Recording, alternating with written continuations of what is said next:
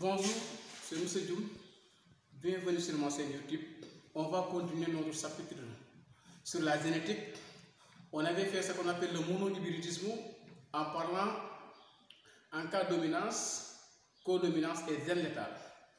Et on va terminer avec une partie très importante sur le monohybridisme en parlant de ce qu'on appelle test cross ou back cross. Quand on parle de test cross ou back cross, en réalité, ce sont des croisements de retour. Ce sont des croisements de retour. Mais quand on parle de croisement de retour, nous, aujourd'hui, on va faire la différence entre un test cross et un back cross. Il y a des gens qui disent tout test cross est back cross et tout back cross est test cross. Là, ce n'est pas vrai. Ce n'est pas une bonne information. Mais on peut dire que tout test cross est back cross, mais tout back cross n'est pas test cross. Et nous, on va parler sur les différences. Et en parlant de ces différences, on va expliquer les résultats que le test cross peut donner et les résultats que le back cross peut donner. Et quel est le point commun entre le test cross et le back cross. Mais nous, on va commencer à partir du test cross. Premièrement, je dis que test cross, c'est quoi? Test cross. Et en parlant de test cross, on a l'impression qu'un mot qu'on appelle test. Quand on dit test, ça veut dire qu'on va tester un individu. Tester un individu. Mais en génétique, si on teste un individu, c'est pour savoir est-ce que l'individu est homozygote? Est-ce que l'individu est homozygote? Est-ce que l'individu est homozygote? Ou est-ce que l'individu est hétérozygote? Hétérozygote. Donc, ce sont les notions qu'on doit retenir sur test cross. Test cross, c'est quoi? C'est pour tester un individu. Mais on va vous expliquer le type de croisement qui parle sur le test cross. Et pour réaliser un test cross, à chaque fois, il faut procéder à un croisement appelé. On croise un individu. On croise un individu récessif. Pourquoi on dit un individu récessif? Parce que c'est l'individu qui possède l'allèle récessif. Avec un individu dont son génotype est inconnu. Pourquoi? Parce que si on connaît le génotype d'un individu, on peut dire que l'individu est homozygote ou bien l'individu est hétérozygote. Mais ce qui vous intéresse, c'est quoi? Pour réaliser un test cross, on croise un individu récessif. Et cet individu récessif possède toujours l'allèle qui est dominé, c'est-à-dire l'allèle récessif. Donc lui, il est homozygote. C'est-à-dire il est de race pure. Et l'individu testé, on connaît son phénotype. On peut connaître son phénotype, mais son génotype est cassé. Mais si on réalise ce croisement, en regardant au niveau des résultats, on peut savoir est-ce que l'individu testé est homozygote ou bien est-ce que l'individu testé est hétérozygote. C'est-à-dire, est-ce que l'individu testé, il est de race pure ou bien il est de race hybride? Parce que le type de test cross, c'est toujours un individu récessif avec un individu dont son génotype est inconnu. Son génotype est inconnu. On ne connaît pas son génotype. Et de ce fait, on va proposer deux résultats pour savoir est-ce que l'individu testé est homozygote ou bien est-ce que l'individu testé est hétérozygote. Parce que ici, voici le testeur. Le testeur, c'est l'individu récessif. L'individu testé, c'est l'individu dont son génotype est inconnu, mais on peut connaître son phénotype. Premier cas de figure, à chaque fois, si vous avez identifié que ce croisement est un test cross, et vous avez comme résultat 100%, ça veut dire qu'on a croisé un individu testé récessif ou bien un individu doublement récessif, ça dépend de l'hybridisme que vous êtes, soit dans le monohybridisme ou bien dans le dihybridisme, avec un individu dont son génotype est inconnu, mais on connaît son phénotype. Et si vous avez 100%, ça veut dire que vous avez descendance qui est uniforme, c'est-à-dire la F1 uniforme. Ça veut dire que l'individu qu'on vient de tester, il est homozygote, c'est-à-dire il est de race pure. Pourquoi il est de race pure? Parce que n'oubliez pas que pour réaliser un test cross, on croise un individu récessif qui est le testeur. Le testeur, c'est toujours un individu homozygote, il est de race pure. Donc, on ne doute pas sur la pureté d'un individu récessif. Et là, on va parler d'un individu dont son génotype est inconnu. Parce que, génotype, c'est quoi? C'est l'ensemble des allèles qui s'expriment au niveau des individus. Si on ne connaît pas les allèles, on ne peut pas identifier l'homme, est-ce que c'est homozygote ou bien c'est hétérozygote. Et si vous avez 100%, on peut en déduire l'individu testé, il est homozygote pour son caractère. Pourquoi? Parce qu'on va référer à la première loi de Mendel, qui dit, lorsqu'on croise deux parents de race pure, normalement la descendance doit être uniforme. C'est-à-dire, chaque parent, il est homozygote pour le caractère qu'il détient. Ici, on ne connaît pas le génotype, mais au niveau de la descendance, on nous a donné l'information que la F1 est uniforme. Donc, c'est pour montrer que l'individu testé, il est homozygote, il est de race pure. Premier cas de figure qu'un élève de terminale doit maîtriser sur les résultats d'un test cross. Deuxième cas de figure, on peut avoir deuxième résultat, mais on ne peut pas avoir 100%. Premier cas, vous avez 100% pour dire que l'individu testé est homozygote. Deuxième cas, on peut avoir une descendance qui est hétérogène. N'importe quelle valeur. Soit on obtient 75% ou 25%. Ou bien on obtient 50% et 50%. Et si vous avez 50%, c'est pour un seul caractère. 50% c'est pour l'autre caractère. Ça veut dire que cette descendance, elle est hétérogène. Si vous avez une descendance hétérogène, donc on va remonter au niveau des parents pour savoir l'origine de ces résultats. Et on avait dit qu'un individu récessif, il est toujours de race pure. Ce qui nous intéresse, c'est l'individu testé.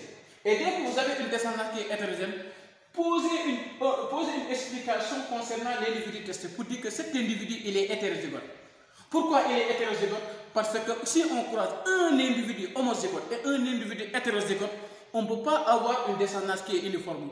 Toujours une descendance qui est hétérogène. Comme les résultats qui sont soit 75%, 25%, 50%, 50%. Et si ces cas de figure se présentent en génétique, on ne peut pas dire que les parents sont de race pure. L'un des parents est de race pure qui est l'individu récessif. Mais l'individu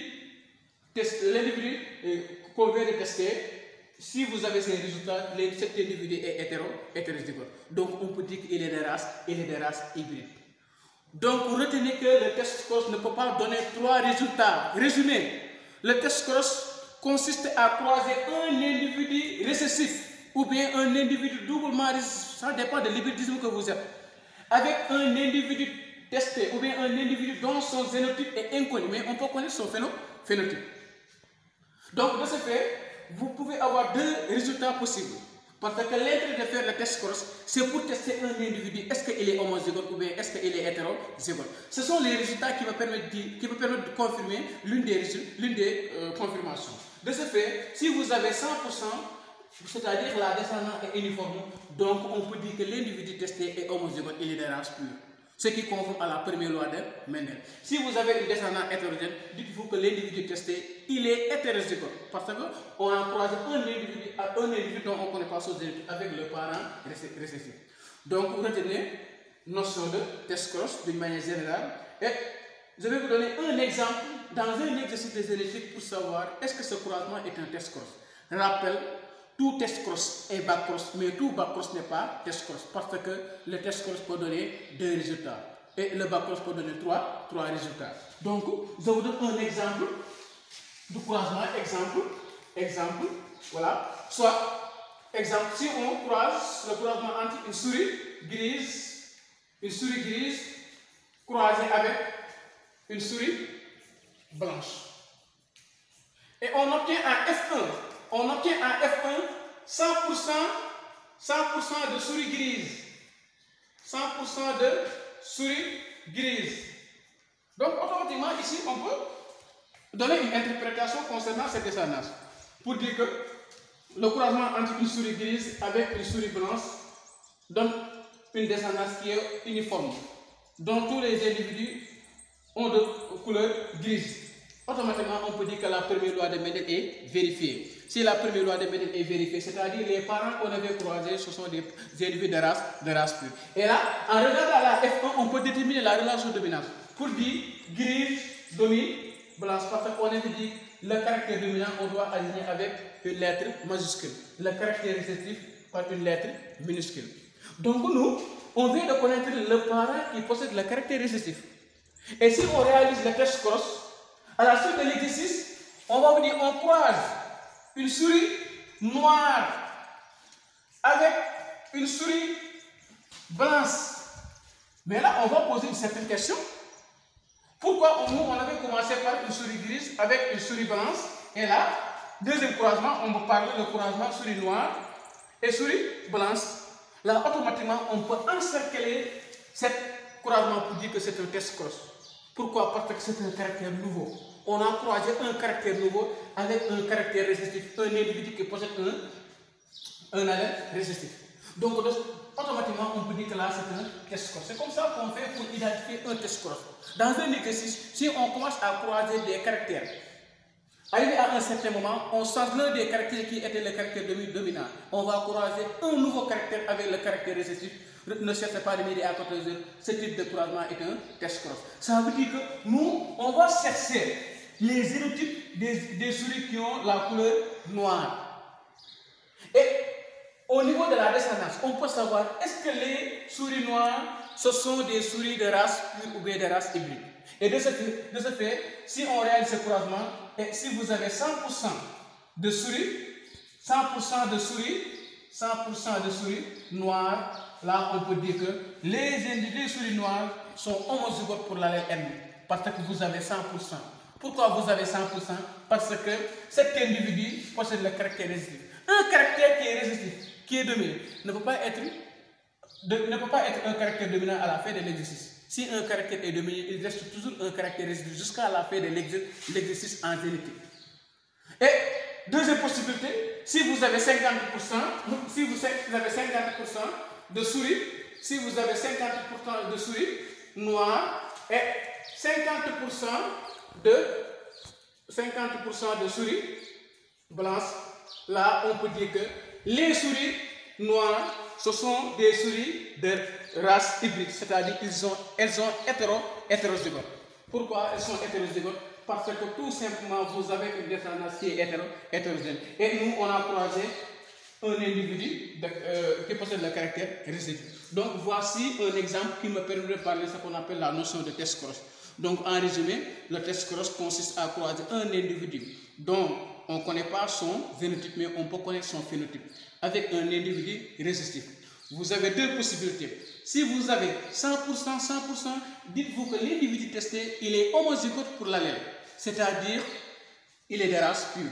Deuxième possibilité, si vous avez une descendance hétérogène, 50%, 50% ou bien 75%, 25%, dites-vous que l'individu testé, il est hétérozygote, c'est-à-dire il est de race hybride. Ce sont les notions en génétique qu'on doit maîtriser pour parler de notion de test cross. Mais le problème des élèves, lorsque les élèves ont un exercice sur la génétique, arrivé à un croisement, on dit que là c'est un test cross ou bien un bac cross. Il faut identifier les résultats ou bien les parents qu'on a croisés. Retenez que le test cross ne peut pas donner 3 résultats. Le test cross peut donner 2 résultats. Ce qu'on doit retenir sur le test cross. Et dans la vidéo suivante, on va parler de ce qu'on appelle le bac cross.